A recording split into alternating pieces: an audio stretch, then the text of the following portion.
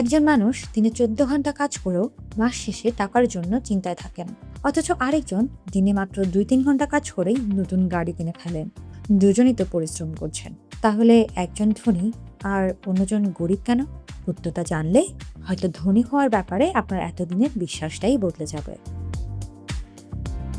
আমরা ছোটবেলা থেকেই একটি কথা শুনে বড় হয়েছি, কঠোর পরিশ্রম করলেই একদিন ধনী হওয়া যায়। কিন্তু বাস্তবতা কি সত্যি সেটাই বলে? একটু চারপাশে তাকালেই দেখা যায় সবচেয়ে বেশি শারীরিক পরিশ্রম করেন নির্মাণ শ্রমিক, কৃষক, রিক্সা চালক কিংবা দিনমজুরেরা। তারা ভোর থেকে রাত পর্যন্ত কঠোর পরিশ্রম করেন। তাহলে পৃথিবীর সবচেয়ে ধনী মানুষ তো তাদেরই হওয়ার কথা ছিল, কিন্তু বাস্তবে ঠিক তার উল্টো চিত্রই দেখা যায়।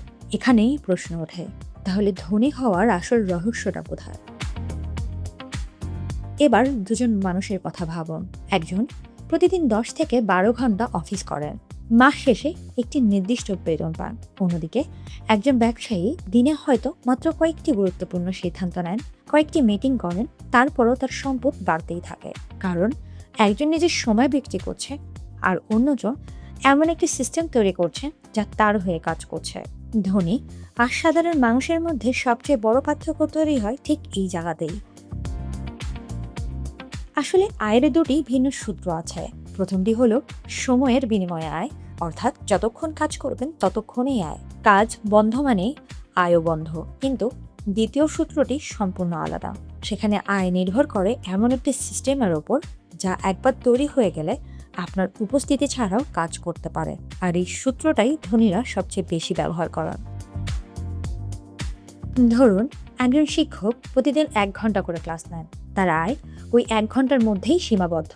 কিন্তু যদি সেই শিক্ষক একই বিষয় নিয়ে একটি অনলাইন কোর্স করেন, তাহলে সেটি হাজার হাজার মানুষ কিনতে পারে। তিনি ঘুমিয়ে থাকলেও, পরিবার নিয়ে ঘুরতে গেলেও কিংবা ছুটিতে থাকলেও কোর্সটি বিক্রি হতে থাকবে। এটাই সিস্টেমের সত্যি। একজন মানুষের পরিশ্রমের সীমা আছে, কিন্তু একটি ভালো সিস্টেমের কাজের কোনো সীমা নেই।